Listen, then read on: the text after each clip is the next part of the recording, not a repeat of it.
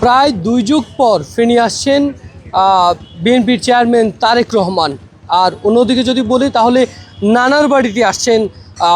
মুহূর্তে আমরা দেখতে পাচ্ছি যে ফেনী পাইলট উচ্চ বিদ্যালয় যে মাঠ রয়েছে, এই মাঠ সেই উপলক্ষে কিন্তু বিএনপির যে ফেনীর পাইলট উচ্চ বিদ্যালয় মাঠে সমাবেশ, এই সমাবেশকে ঘিরে তারা কিন্তু সকল ধরনের প্রস্তুতি আমরা এখানে দেখতে পাচ্ছি।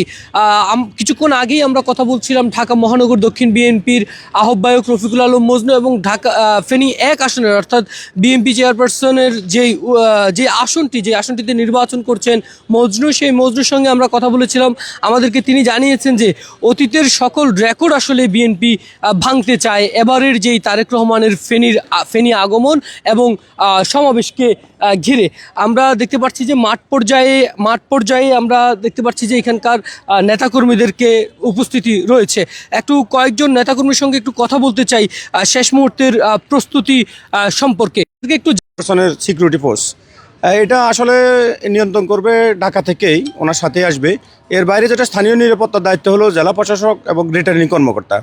ইতিমধ্যে আমি ওনার সাথে কথা বলেছি। আজকে জেলা প্রশাসক মনির হক জানিয়েছেন যে সর্বোচ্চ নিরাপত্তা যেটাটুকু দরকার একজন দলের চেয়ারম্যান, সাবেক প্রধানমন্ত্রী এবং রাষ্ট্রপতির ছেলে হিসেবে এই মুহূর্তে। আর এটা আপনি জানেন যে ওনার নিরাপত্তা নিয়ে আগ থেকে একটু কথাবার্তা ছিল, কিন্তু জনগণের সাথে উনি কাল এবং পরশু যে সমাবেশগুলোতে জনগণের সাথে যে একাকার হয়ে গেছে, মিশে গেছে, এটাতে আমি মনে করি না যে এখন আর নিরাপত্তার অভাব আছে।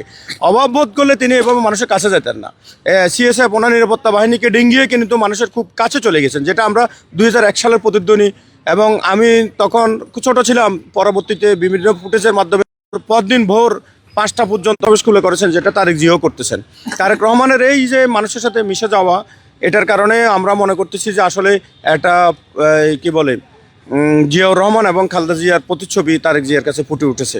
তো সেই ক্ষেত্রে আমরা মনে করি যে আসলে নিরাপত্তার অভাব না, যেটা হলো আমাদের এটা বাড়তি অনুপ্রেরণা, যেটা ওনার নানার বাড়ি এটা বা বিএনপি দুর্গ ফেনীতে, এটাতে আমরা নিরাপত্তার অভাব মনে করি।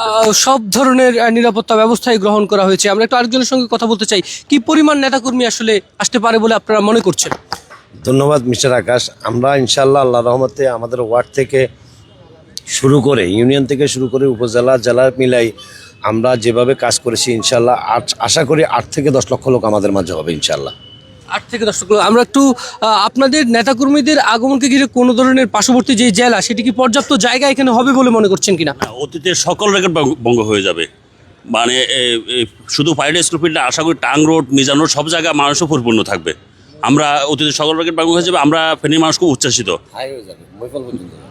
ধন্যবাদ আপনাকে। আমরা আসলে কথা বলছিলাম বিএনপির সমর্থক নেতাকর্মীদের সঙ্গে। তারা আসলে বলছেন যে অতীতের সকল রেকর্ড এবং কেউ কেউ দাবি করছেন যে ৮ থেকে ১০ লক্ষ মানুষ পাশের জেলা নোয়াখালী লক্ষ্মীপুর থেকেও ফেনী পাইলট উচ্চ বিদ্যালয় মাঠের যেই জনসমাবেশ, এই জনসমাবেশে অংশগ্রহণ করবেন।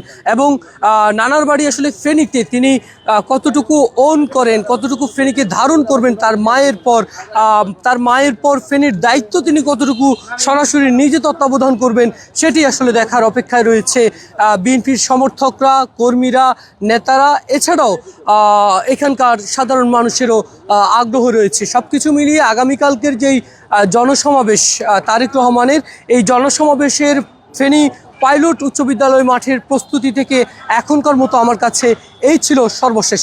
দর্শক, সারা দেশের সকল সংবাদ জানতে কালের কণ্ঠ সঙ্গে থাকুন। এছাড়াও আমাদের প্রতিদিন সকালবেলা সংগ্রহ করুন কালের কণ্ঠের প্রিন্ট পত্রিকা। এছাড়াও সারা বিশ্বের প্রতি মুহূর্তে সর্বশেষ আপডেট জানতে ভিজিট করুন www.kalerkontho.com। ধন্যবাদ সবাইকে।